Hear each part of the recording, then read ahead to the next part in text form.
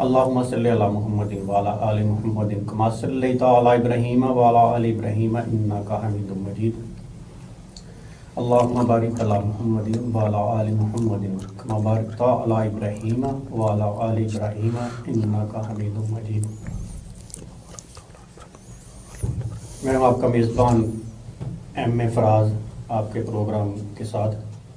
तो आज के हमारे जो मेहमान हैं, मैं यासर सईद साहब जनरल सेक्रेटरी हैं यूथ विंग नॉन लिंक के ज़िला कसूर में, और पीटीआई से हैं हमारे साथ हामिद मुख्तार साहब जो कि प्रेसिडेंट हैं लेबर विंग सिटी कसूर के। गुफ्तगू का आगाज़ करते हैं। सबसे पहले हामिद साहब आपसे गुजारिश है कि हमने देखा है कि खान साहब को इलेक्शन की कुछ जल्दी ही है, आप बता सकते हैं कि आपकी क़यादत में जल्दी इलेक्शन करवाने की वजह क्या है? बिस्मिल्लाहिर्रहमानिर्रहीम। अल्लाहुम्मा सल्लि अला मुहम्मद नबील उम्मी व अला आलिहि वसल्लम तस्लीमा। सबसे पहले मैं शुक्रगुजार हूँ न्यूज़ चैनल 49 कि आपने हमें यहाँ पे मदऊ किया। जहाँ तक ताल्लुक़ है कि तहरीक इंसाफ को इलेक्शन कराने की जल्दी के हवाले से आपने सवाल किया, तो जल्दी का सिलसिला नहीं है ये। यहाँ पे बात है कि मेरिट की। हम चाहते हैं कि अवाम जिसको मुंतखब करे वो इक़्तिदार में आए और वो आके कानून साजी करे और ऐसे कानून बनाए जो बराह रास्त अवाम के मफाद में हों। तो ये इस वक्त तक मुमकिन नहीं जब तक हम आवाम को इंसाफ ना दें, थाने का कल्चर बेहतर ना हो, अदालतों में इंसाफ वहाँ पे मिलना चाहिए लोगों को। तो ये उस वक्त होगा जब मेजॉरिटी होगी। तो मेजॉरिटी किसके पास है? अवाम किसको पसंद करती है? अवाम तहरीक इंसाफ इमरान खान को पसंद करती है। वो चाहती है अवाम के, और अवाम का एक ही है कि इमरान खान ही है कि जो मुल्क के अंदर निज़ाम इंसाफ कायम कर सकता है। सर, आपने ये कहा कि इलेक्शन होंगे तो कानून साजी होगी या आइन साजी होगी, आइन में तरमीम करेंगे आप। मुझे बताया आपको हुकूमत मिली थी, ठीक है ना, 3.5 पौने 4 साल आपने हुकूमत की, तो उस वक्त आपने कानून साजी की नहीं। सिंपल मेजोरिटी थी, अगरचे आपके पास 2/3 मेजोरिटी तो नहीं थी। जिनको 2/3 मेजोरिटी माजी में दी गई 97 में मियां नवाज शरीफ साहब को, वो उन्होंने 2/3 मेजोरिटी लेकर कानून साजी क्या क्या कर लिया जो आप करना चाहते हैं, और फिर आपको हुकूमत मिल तो चुकी थी, उस वक्त आपने क्यों नहीं की? जी, सबसे पहले मैं बता दूं कि हुकूमत के आते ही मुल्क के अंदर सबसे पहले था वो एक वबा, कोरोना जो वबा थी जो पूरी दुनिया को जिसने अपने लपेट में लिया और उसमें पाकिस्तान भी मुतासर हुआ। तो इमरान खान की क़यादत में हमने दुनिया में ये चीज़ मनवा ली कि जो जिस तरीके से हमारी गवर्नमेंट ने, इमरान खान की गवर्नमेंट ने और उसकी जो काबीना थी उसने जो जिस तरीके से उसको काबू पाया और उसके साथ साथ उस मुल्क को चलाया, ये दुनिया ने तस्लीम किया इसको। अब बात यह है कि हम क्या बेहतर करना चाहते हैं। हम चाहते थे कि जिन लोगों ने मुल्क को लूटा, वो जो लूटी दौलत वो पाकिस्तान में वापस आई। वो कैसे मुमकिन थी? क्योंकि ये कानून साजी के तहत ही अदालती निज़ाम ऐसा होना चाहिए कि जो मुल्क का पैसा लूटता है, जिस तरह अरब ममालिक में है या दूसरे ममालिक में है, बैरून ममालिक देखें, अगर कोई करप्शन करता है मुल्क के अंदर तो उसको सजा मिलती है, उसको पार्लियामेंट बैठने का कोई हक नहीं होता। सर, आपने उनके साथ अपने जो अपोजिशन थी उस वक्त की नॉन लीग या पीडीएम जो बनी पड़ी है, सबके साथ मिलकर कानून साजी उस वक्त क्यों नहीं की? हाँ, कानून साजी का जो सिलसिला था, एक तो ये थी कि हमारी जो गवर्नमेंट थी ये इतने लोग नहीं थे क्योंकि हमारे साथ इत्तेहादी थे। तो खान साहब जिस कानून की बात करते थे उसमें उन लोगों के भी कुछ मफादात थे। वो ये चाहते थे कि ऐसा कानून ना बनाया जाए जिसमें हमारे गले के अंदर भी फंदा आ जाए। तो ये कुदरती तौर पे हमारे अल्लाह ताला इस पाकिस्तान की हिफाजत फरमाए कि जो लोग मफाद के लिए आज भी देख लें کہ جو لوگ مفاد کے لیے جو نیب کا قانون ابھی دیکھ لیا آپ نے، نیب کا قانون کو تبدیل کیا گیا ہاؤس میں بیٹھ کے، کیوں کیا گیا؟ یہ عوام کی فلاح کے لیے تو نہیں ہے. سر یہ آپ نے چیلنج تو کیا ہوا ہے. اب میں بتاتا ہوں، یہ جو نیب کا قانون تبدیل کیا گیا ہے اس کے لیے براہ راست آپ کو کوئی فائدہ نہیں ہے، مجھے نہیں ہے، یہ عوام پاکستانی عوام کو فائدہ براہ راست نہیں ہے. اس کو براہ راست فائدہ ان لوگوں کا وہی جو پارلیمان کے اندر بیٹھے ہوئے ہیں، ان لوگوں کو فائدہ، اور وہ اپنے فائدے کے لیے اقتدار کی جنگ لڑ رہے ہیں. یہ وہی پی ڈی ایم میں آج بنی ہے نا جس کے متعلق میاں شہباز شریف صاحب اسٹیج پہ لوگوں پہ لاکھوں دنیا کی پاکستانی لوگوں نے ان کو سنا اسٹیج پہ کھڑے ہو کے کہ میں ان کا پیڑ پھاڑوں گا، میں ان کو گھسیٹوں گا. اور یہی زرداری صاحب کہتے تھے کہ مجھے تو اللہ نے بھی معاف نہیں کرنا اگر میں ان کی بات کو مان لوں یا ان کو میں تسلیم کر لوں. آج قوم ان کو کیسے معاف کرے گی؟ اور اللہ تعالیٰ کی عدالت انشاءاللہ وہ لگے گی. یہ قوم ان کو الیکشن میں بتائے گی کہ آپ نے اتنے سالوں سے جو قوم کو بیوقوف بنا رکھا ہے، آج قوم نے ان کے اپنے ووٹ کے ذریعے انشاءاللہ وہ وقت آنے والا ہے، ووٹ کے ذریعے ان کو بتائے گی. جی میں ریاست سعید صاحب. سر دیکھیں، اگر خان صاحب جو کہتے ہیں کہ جناب ارلی الیکشن کروا دیں، جنرل الیکشن، انہوں نے تو پنجاب میں اور کے پی میں اپنی گورنمنٹ بھی ختم کر لی ہے. انہوں نے وفاق سے استعفے دے دیے ہیں. وہ تو ہائی کورٹ نے پھر ان کو 43 جو ان کے ایم این ایز ہیں ان کا استعفے جو ہے نا واپس لیے اور تاکہ اپوزیشن میں بیٹھ سکیں. تو آپ الیکشن جلدی حکومت کروا کیوں نہیں دیتی؟ کس چیز کا خوف ہے؟ پنجاب تو ان کا اپنا گھر ہے نون لیگ کا.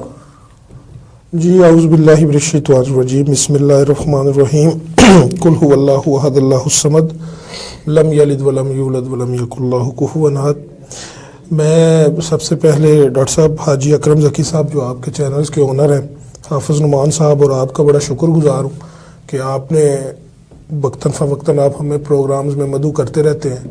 اور یہ آپ کا ایک واحد چینل ایسا ہے، ایک صحرا میں یہ ایک گلاب کا پھول ہے جو اپنی خوشبو بکھیرتا رہتا ہے. ہم جیسے جو سیاست کے اسٹوڈنٹ ہیں ان کے لیے آپ کی مہربانی ہے، آپ ہمیں عزت دیتے ہیں، بلاتے ہیں. آپ کی محبت کا شکریہ، شکر گزار ہے. حاجی اکرم ذکی صاحب کے بھی شکر گزار ہے، اتنی ایفرٹ کی ان چینل کے لیے. آپ نے مجھ سے سوال پوچھا کہ آپ الیکشن کروا کیوں نہیں دیتے، اور آپ نے کہا کہ عمران خان صاحب کہہ رہے ہیں کہ الیکشن وقت پہ ہونے چاہیے.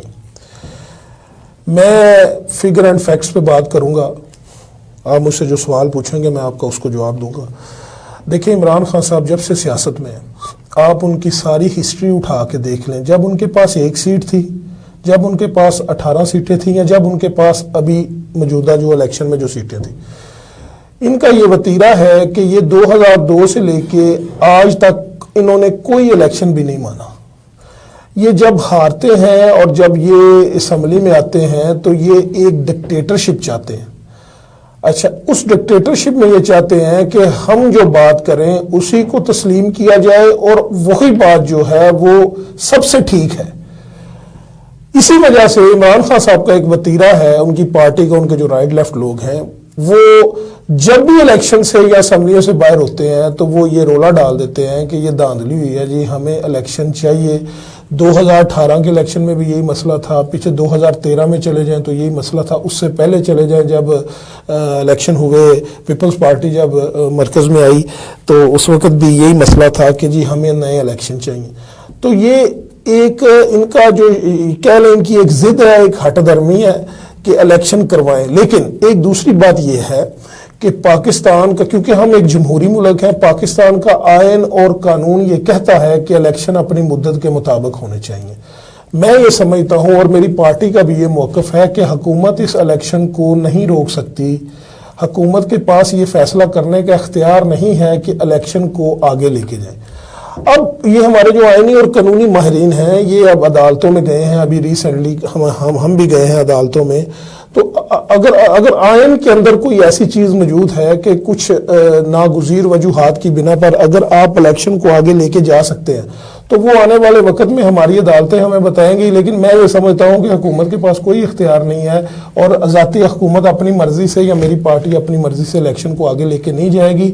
انشاءاللہ ان فیوچر آپ دیکھیں گے آئین اور قانون کے مطابق جو بات ہوگی اس پہ انشاءاللہ الیکشن ہوگا. سر اگر اپنے وقت پر الیکشن ہو جائیں گے، جیسے کہ 3 ماہ کی جو مدت ہے آئین میں جو لکھا ہوا ہے، یہ تو بات آپ کی ٹھیک ہے، آپ کی حکومت، آپ کی جو پارٹی ہے وہ راضی ہے. پیپلز پارٹی نے بھی بیان دے دیا ہوا ہے کہ جناب علی الیکشن اپنے وقت پر آئین کے مطابق. جی میں ڈاکٹر صاحب آپ کو وہی بات بتا رہا ہوں کہ الیکشن جو آئین میں لکھا ہے الیکشن کے بارے میں اس کے مطابق الیکشن ہونے چاہیے. دیکھیں ابھی جو ریسنٹلی صورتحال ہے، ابھی یہ سانحہ پشاور ہم نے دیکھا ہے، ایک بہت بڑا سانحہ ہوا ہے. اس سانحے میں آپ کا بہت بڑا سیکیورٹی کلیپس ہوا ہے. آپ اگر اس کو کنٹرول کیے بغیر الیکشن میں جائیں گے تو کیا آپ وہاں پہ آزادانہ طور پہ اپنی کمپین چلا سکیں گے؟ سر میں آپ کی بات تو جی حاضر سے سر، سیکیورٹی ایشوز کچھ یعنی الیکشن کو ڈیلے کرنے کی جو ٹیکٹکس ہیں آپ جو نہیں میں اس کو ٹیکٹس نہیں کہتا. دیکھیں ایک تو مردم شماری ہونی ہے جو سب سے پہلے، اور ان کی پارٹی جو ہے پی ٹی آئی، انہوں نے یہ بات تسلیم کی ہے، ایک ایگریمنٹ سائن ہوا ہے جس کے مطابق یہ بات ہے، ساری پارٹیز اس پہ متفق ہیں کہ جو الیکشن ہے وہ نئی مردم شماری کے تحت ہونا چاہیے. اور میں یہ سمجھتا ہوں میرے شہر کی اس وقت آبادی جو ہے وہ 42 کروڑ کے قریب ہے، لیکن جو سابقہ جو ہے 42 لاکھ کے قریب، 42 لاکھ کے قریب ہے ضلع قصور کی آبادی، لیکن وہ ہمیں شو کیا جاتا ہے جی آپ 31-32 لاکھ ہیں. تو وہ 31-32 لاکھ اور 42 لاکھ میں بڑا فرق ہے.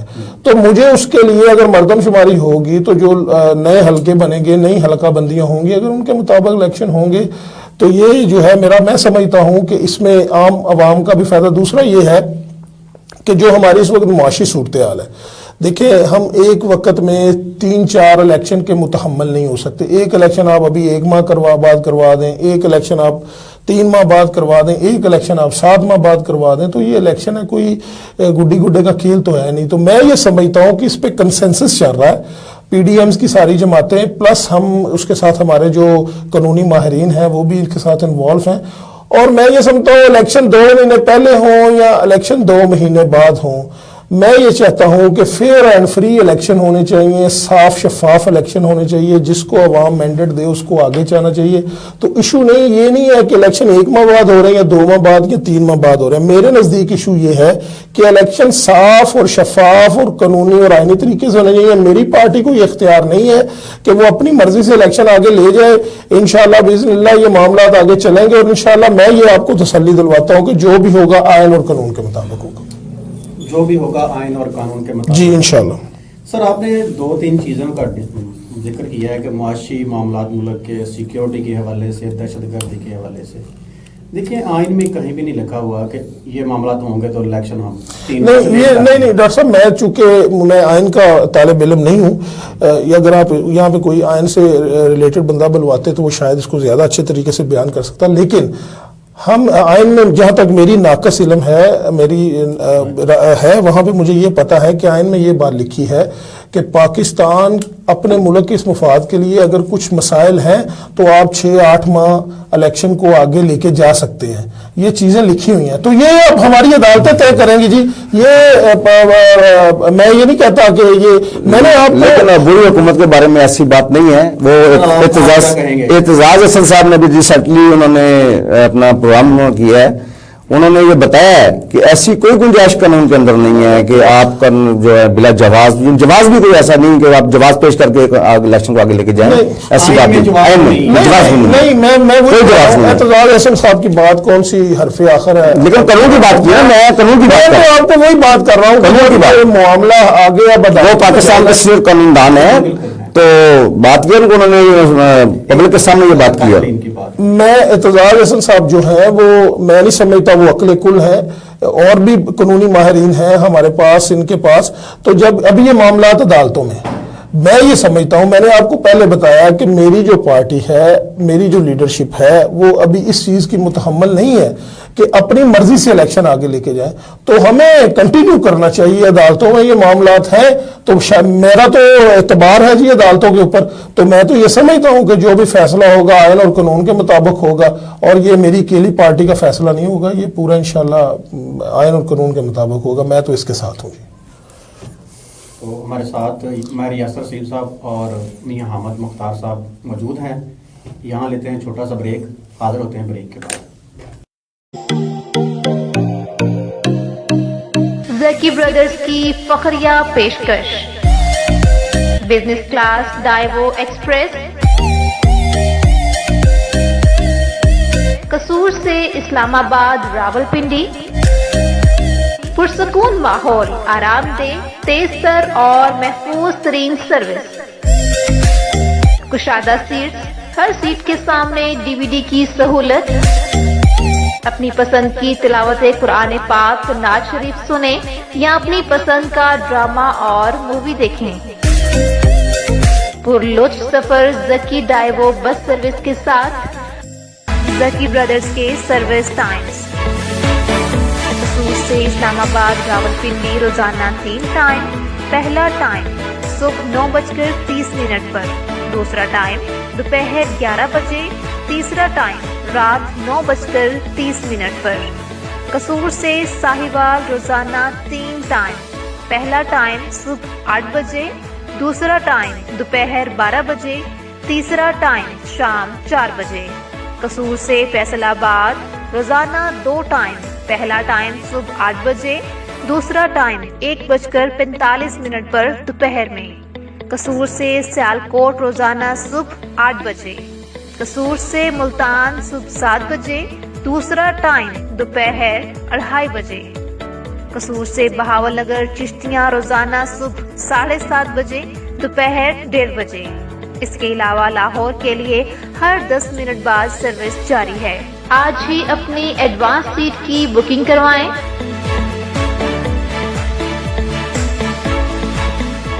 Phone number 0300 9465 990।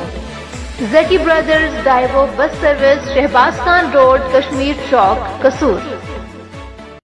जी, हम प्रोग्राम का दोबारा आगाज़ करते हैं। हमारे मेहमान हमारे साथ ही हैं। तो जो अगला सवाल मैंने आप लोगों से पूछना था, ये नून लीग वालों से, कि दहशतगर्दी की जंग जो हमने अमेरिका के साथ मिलकर शुरू की, उस वक्त मुशर्रफ साहब थे गवर्नमेंट में, तो क्या ख्याल है, वो हमने दुरुस्त किया या उस दहशतगर्दी के खिलाफ जंग ने हमें एक और जंग में, ना खत्म होने वाली जंग में, दहशतगर्दी में धकेल दिया? जी, अल्लाह मुशर्रफ साहब को गरीक रहमत करे, वो इस दुनिया से चले गए हैं। मुशर्रफ साहब के जो बहुत से फैसले हैं जो उन्होंने किए, वो आज तक पाकिस्तान की सियासत पे असरअंदाज हो रहे हैं। बड़े उन्होंने बोल्ड फैसले किए। इस तरह के फैसले जो है शायद पाकिस्तान की तारीख में इससे पहले नहीं हुए। मैं ये समझता हूँ, मेरी ये ज़ाती राय है कि जो ये जंग जिसमें हम, जो हमारी जंग नहीं थी, जिसमें हम शामिल हुए अमेरिका की एमा पर, वो जंग बिल्कुल हमारी जंग नहीं थी, हमें उसमें नहीं आना चाहिए था। ये एक बड़ा गलत फैसला था, एक बड़ी गलत एक थी जो इस जंग में हमने हिस्सा लिया। तो उसके ये जो अब ये जो दहशतगर्दी है, ये उस जंग का ही नतीजा है। हमने एक पराई जंग में हम शामिल हुए और उसके बाद फिर हमने अपना नुकसान किया, बहुत ज़्यादा कैजुअल्टीज़ हुई, हमारा माली तौर पे बहुत ज़्यादा नुकसान हुआ, हमारी फ़ौज इन्वॉल्व हुई। तो मैं ये समझता हूँ कि ये जो जंग थी ये अमेरिका की थी और ये गलत थी और हमें उसमें नहीं आना चाहिए था। उस जंग की वजह से मेरी ज़ाती राय है कि ये जो इस वक्त हमारे हालात ख़राब हैं और ये जो दहशतगर्दी है ये शुरू हुई। लेकिन इसके साथ साथ डॉक्टर साहब, मैं आपको एक बात बताना चाहता हूँ। शायद आप एक ज़हीन आदमी हैं, आप साबका माजी को जानते हैं। पाकिस्तान का, कराची का और पाकिस्तान के दूसरे सूबों का, जैसे KP के है, एक बहुत बुरा हाल था। जब हमने ज़रब अज़ब लड़ी तो ये दहशतगर्द तो जो थे, ये आलमी सतह पे ये बात हो रही थी कि ये तो इस्लामाबाद पहुंच चुके हैं। तो मैं ये समझता हूँ कि हमारी फ़ौज की एक ये बहुत बड़ी काविश है कि फ़ौज ने उस लश्कर को, उस खारजियों के गिरोह को शिकस्त दी, जिसको शिकस्त देने के लिए दुनिया के 40 ममालिक इकट्ठे हुए, लेकिन उनको शिकस्त नहीं दे सके। तो हमने ना सिर्फ इनको वहाँ से मार भगाया, बल्कि हमने वो इलाके वारगुजार कराए और ये सारा कुछ मुमकिन हो सका जब मुस्लिम लीग नून की हुकूमत थी। उसके बाद मैं ये दूसरा दहशतगर्दी का आपने सवाल किया, तो उसके हवाले से मैं बताता चलूँ कि एक वक्त ऐसा था कि कराची में आग लगी हुई थी और हमने अपने बच्चों की लाशें, बोरियां बंद लाशें हमने कराची से उठाई। और 2013 के बाद आपने देखा कि सिक्योरिटी अदारों और मियां मोहम्मद नवाज शरीफ और हमारी जो पार्टी थी, उनकी काविशों की वजह से वहाँ पे भी ऑपरेशन हुए और एक दफ़ा जो है वो कराची जो है वो रोशनियों का शहर बन गया, अमन का गहवारा बन गया। तो मैं ये अपना जो माजी है उसको देखते हुए یہ سمجھتا ہوں کہ میری جو قائدین ہیں، میری پارٹی قیادت ہے، میاں محمد نواز شریف ہیں، میاں محمد شہباز شریف ہیں، رانا ثناء اللہ صاحب ہیں، وہ ان میں یہ کیپیبلٹی موجود ہے کہ ہم نے پہلے بھی پاکستان کو ان مشکل حالات سے نکالا اور پاکستان کو ٹریک پہ لے کے، اور ایک وقت ایسا آیا کہ دہشت گردی بھی ختم ہوگی اور پاکستان ایشین ٹائگر بننے کے لیے جا رہا تھا. تو ابھی یہ ریسنٹلی دہشت گردی کی لہر آئی ہے. میں یہ سمجھتا ہوں کہ افغانستان میں چونکہ امریکن ٹروپس نکلی باہر، تو وہاں پہ جو جہادی تھے یا یہاں سے جو لوگ ان کے خلاف لڑ رہے تھے وہ بے روزگار ہو گئے اور وہ پاکستان میں دوبارہ آ کے آباد ہوئے. اور کے پی کے گورنمنٹ نے کوئی ایسا اقدام نہیں کیا کہ یہ جو لوگ باہر سے آ رہے ہیں ان کو ہم نے کیسے ری سیٹل کرنا ہے، ان کے ساتھ ہم نے کیسا رویہ اختیار کرنا ہے. تو یہ پچھلے 10 سال سے چونکہ پی ٹی آئی کی گورنمنٹ تھی کے پی کے میں، تو میں یہ سمجھتا ہوں کہ یہ ان کی ذمہ داری تھی. اور مجھے شرمندگی ہو رہی ہے یہ بتاتے ہوئے کہ پشاور جیسا حساس شہر جو ہے وہاں پہ 10 سال تک پی ٹی آئی کی گورنمنٹ رہی اور دہشت گردی ایک کے حوالے سے انہوں نے اربوں روپے کا فنڈ لیا اور پشاور میں کہیں سیف سٹی یا کوئی کیمروں کا نام نہیں ہے. تو یہ تو دہشت گردی کو ختم کرنے کے لیے اور دہشت گردی کا ناسور مٹانے کے لیے یہ تو سنجیدہ ہی نہیں تھے. تو یہ جو حالیہ جو لہر آئی ہے دہشت گردی کی، وزیر اعظم صاحب آپ نے دیکھا فوراً 2-3 گھنٹوں میں وہاں پہ پہنچ گئے، آرمی چیف جو تھے وہ وہاں پہ پہنچ گئے. تو پہلے بھی ملک کو اس ناسور سے ہم نے نکالا، ہماری تاریخ گواہ ہے. اور انشاءاللہ یہ جو معاملات ابھی چل رہے ہیں آپ بالکل بے فکر رہیں اور اطمینان رکھیں. ہمارے سیکیورٹی ایجنسیز، ہمارے سیکیورٹی ادارے ہیں وہ پورے مضبوط ہیں، عوام ان کے ساتھ ہیں اور ہم یہ طاقت رکھتے ہیں کہ ہم یہ چند مٹھی بھر یہ خارجی جو ناسور اور یہ جو غلیظ سور میں ان کو بولوں گا یہ جو لوگ ہیں انشاءاللہ ان کو ہم باہر کریں گے. اور مسجد میں سمجھتا ہوں بینگ اے مسلم میں یہ سمجھتا ہوں کہ مسجد میں ایک ایمان کی رتی اگر آپ کے دل میں ہے تو وہ بندہ بھی اس طرح کی حرکت نہیں کرے گا. مسجدوں میں ایسا کام نہیں ہوتا. میری نظر میں، میری پارٹی کی نظر میں یہ ہمارا ہمسایہ ملک انڈیا ہے جو اس کا اس میں ایک بہت بڑا، اور افغانستان اور بہت بڑا ایک انشاءاللہ اس میں ہاتھ، اور انشاءاللہ ہم یہ ہاتھ انشاءاللہ توڑیں گے. اور جیسے سابقہ ہم نے دہشت گردی کو کے پی کے سے کراچی سے ختم کیا یہ بھی انشاءاللہ دوبارہ ختم ہوگا. میں ان کی بات کر میں اس کا جواب ضرور دوں گا اس لیے کہ میری بات سنو، ان کی بات بڑی ویلڈ ہے. میں آپ کو اسی بات پہ لے کے آتا ہوں جو دہشت گردی جن کو میڈیا پر آ کر جو بیان دیتے ہیں میں یہ آپ کو یہ جن لوگوں کو یہ کریڈٹ دینا چاہ رہے ہیں میں آپ کو ان کی بات چرا دکھا دوں. اصل بات یہ ہے کہ جو یہ کہہ رہے ہیں کہ انہوں نے یہ دہشت گردی کی جو جنگ اس کو ختم کیا، دہشتوں کو ختم کیا، دہشت گردی میں تو مزید پروان چڑھایا. ہمارے ملک کے اندر جو ڈرون حملے ہوئے ہیں آپ کاؤنٹنگ کریں. میاں نواز شریف صاحب کے دور حکومت میں کتنے ڈرون ہوئے، زرداری صاحب کے دور حکومت میں کتنے ڈرون ہوئے، یہ آپ ذرا کاؤنٹ کریں. اور اس کے بعد جب عمران خان وزیر اعظم پاکستان تحریک انصاف کی گورنمنٹ مجھے بتا دیں کتنے ڈرون حملے ہوئے، یہ آپ ذرا کاؤنٹ کر لیں. عمران خان کی تحریک انصاف کی گورنمنٹ میں مجھے ایک ڈرون دکھا دیں. 2 مرتبہ انڈیا کے جہاز گرائے اور ان کو بتایا کہ ہم کیا کچھ کر سکتے ہیں. اور یہ عمران خان ہی کے بعد شخص تھا پاکستان کے اندر جس نے بار بار یہ کہا کہ یہ جنگ ہماری جنگ نہیں، جس نے عملی طور پہ یہ لوگ کہتے رہے سیاسی بیان دیتے رہے، لیکن عمران خان نے حقیقت میں وہ بات کر کے دکھائی کہ یہ جنگ ہماری جنگ نہیں، یہ جنگ امریکہ کی ہے. وہ امریکہ براہ راست لڑے، فوجی اڈے مانگے نہیں میں نہیں دوں گا، ہوائی اڈے راستہ مانگے میں نے انکار کر دیا. یہی تو وجہ تھی. شریف صاحب کہتے ہیں کہ 470 ارب ڈالر آپ یہی گورنمنٹ کو دیے گئے، یہ میں یہی بتاتا ہوں. ان کی دور میں کوئی ڈرون نہیں ہوا. یہ اس بات کا منہ بولتا ثبوت ہے کہ دہشت گردی کو کس نے ختم کیا.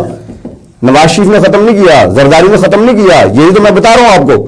آپ ریکارڈ چیک کریں پچھلا. اور اس کے بعد بتاؤں میں عمران خان نے کیا وہ کیا کرنا چاہ رہے تھے. اس نے کیا کہ وہ رحمت اللہ عالمین اتھارٹی کا قیام، اس سے کیا ہونا تھا رحمت اللہ عالمین اتھارٹی کا قیام کہ حضرت محمد صلی اللہ علیہ وسلم کی جو زندگی ہے اس کے مطابق ہماری زندگیوں کو ہم اس کو مطابق زندگی کو ڈال لیں، بنا لیں، اپنا لیں. اس کے بعد ختم النبوت کی بات جب اقوام متحدہ میں بات ہوئی تو انہوں نے بتایا پوری دنیا کو یہ بات موضوع میں صرف بتا رہا ہوں یہ دہشت گردی ختم کرنے کے لیے یہ ساری چیزیں بنائی ہیں. اسلام یہ ٹھیک ہے انہوں نے یہ ساری چیزیں کی ہیں, ہاں جی, پر مطلب یہ ہے کہ ہم اس میں کامیاب کس حد تک رہے. ہاں ان کے دور میں ابھی تک دہشت گردی نہیں یہ اب تک جو دیکھو گورنمنٹ کس کی ہے. میں یہ کہتا ہوں کہ میں تحریک انصاف کی گورنمنٹ کے اندر میں بتاتا ہوں کہ ڈون ہم نے بتائیں کتنا میں ہے, مجھے آپ بتا دیں. میں ڈاکٹر صاحب بات میرا کہنے کا مطلب ان کے یہ دہشت گردی تحریک انصاف کی گورنمنٹ میں نہیں ہوئی, انہوں نے تو روک دی, یہ بعد میں یہ پہلے ہوئی ہے. نہیں ایسا نہیں ہے میرے آپ حامد صاحب آپ بڑے محترم ہیں میرے لیے. جو دہشت گردی تھی وہ 2013 سے لے کے 2018 کے درمیان جب ہماری ابتدائی سال تھے گورنمنٹ کے تب تھی. میں یہ سمجھتا ہوں ہمیں یہ ورثے میں ملی تھی. آپ جو ڈرون حملوں کی بات کر رہے ہیں یہ بھی ہمیں ورثے میں ملے تھے. یہ عمران خان کو نہیں ملا, عمران خان کو یہ جو میرا ملک ہے, میرے پاکستانی مر رہے ہیں, بے گناہ مر رہے ہیں, کیوں مارنے دوں؟ نہیں میں فوجی اڈے کبھی بھی سر یہ اتھینٹک بات ہے, یہ اپنی طرف سے انہوں نے بیان دیا ہے, یہ آن دی ریکارڈ چیزیں ہیں. امریکن گورنمنٹ نے اس کو ڈینائی کیا, انہوں نے کہا جی ہم نے کبھی فوجی اڈے مانگے ہی نہیں آپ سے. یہ کیسے کرتے تھے, خود ہی کہتے ہیں کیسے کرتے تھے. آپ مشرف تو قبر سے اٹھ کر جواب دینے کو رہے, آپ اس وقت میں سر یہ میں اپنے بھائی سے, جیسے بھائی میرے بھائی ہیں چھوٹے, میں یہ کہتا ہوں کہ مجھے صرف یہ بتا دیں کہ عمران خان کی گورنمنٹ کتنے ڈاؤن ہوئے ہیں سر. یا پھر میں بتاتا ہوں کہ زرداری کے دور میں لاگو بات ان سے امریکہ سے ہمارا اگریمنٹ تھا تو ڈاؤن ہوئے ہیں نا. دیکھیں دیکھنا پاکستان میں مارا گیا. سوال یہ کیا تھا کہ یہ جو دہشت گردی کا نسور ہے اس پہ ہم نے کیا کیا اور ہماری جو موجودہ وہ دہشت اسی طرح پھیلی ہے اور کے پی کے میں کیا. جب بے گناہ لوگوں کو آپ ماریں گے تو کیا کریں گے پھر؟ دیکھیں بات یہ ہے دہشت گرد کہاں کے معصوم ہیں, آپ کیا بات نہیں آپ میں مغالط اس کو نہ لیں. جب ڈرون حملے کے ذریعے بے گناہ لوگوں کو ماریں گے, جو لوگ سے بے گناہ لوگوں کو مارا گیا, کی جو گورنمنٹ تھی بے گناہ لوگوں کو, آپ دونوں اس بات پہ میری بات بے گناہ لوگوں کو مارا گیا وہاں پہ. پی ڈی ایم یا نون لیگ یا پی ٹی آئی متفق ہیں کہ ہم بلا وجہ کسی اور کی جنگ میں کود پڑے دونوں, اور ہم نے عملی کام کیا. وہ عمران خان صاحب نے عملی کام کیا اس پہ. آپ کو نا فیکٹ پہ بتاتا ہوں کہ یہ کیا ہوا یہ کہ نہ تو ہماری سیکیورٹی ایجنسیز راضی تھیں جی ان کے ساتھ, اور بینگ پاکستانی اور مسلمان, میں بھی اس پہ راضی نہیں کہ ایک 0% ٹالرنس بھی دکھایا جائے دہشت گردی کے معاملات میں. میں نہیں سمجھتا کہ ان سے کوئی مذاکرات کرنے چاہیے. Zero tolerance. میں بالکل یہ سمجھتا ہوں کہ ان سے کوئی مذاکرات نہیں کرنے چاہیے, اور جو بندہ یہ سمجھتا ہے کہ یہ بندے مذاکرات سے ہمارے آ جائیں گے تو پچھلی گورنمنٹس نے ان کے ساتھ مذاکرات کر کے دیکھے ہیں, یہ بالکل ان کا کوئی ایجنڈا نہیں ہے.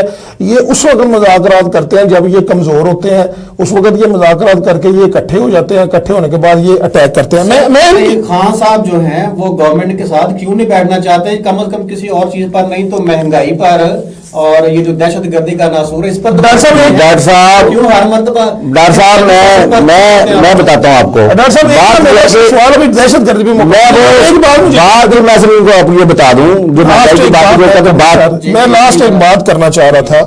میں نے آپ سے کہا تھا میں فیکٹس پہ بات کروں گا. ابھی آپ نے پچھلے دنوں سنا ہے کہ کے پی کے گورنمنٹ نے ان لوگوں کو, ان قیدیوں کو بھی چھوڑا ہے جن کے اوپر 26 مرڈر کے کیس تھے, اور وہ قیدی جو چھوڑے گئے ہیں وہ صدر کی ایڈوائس پہ چھوڑے گئے ہیں.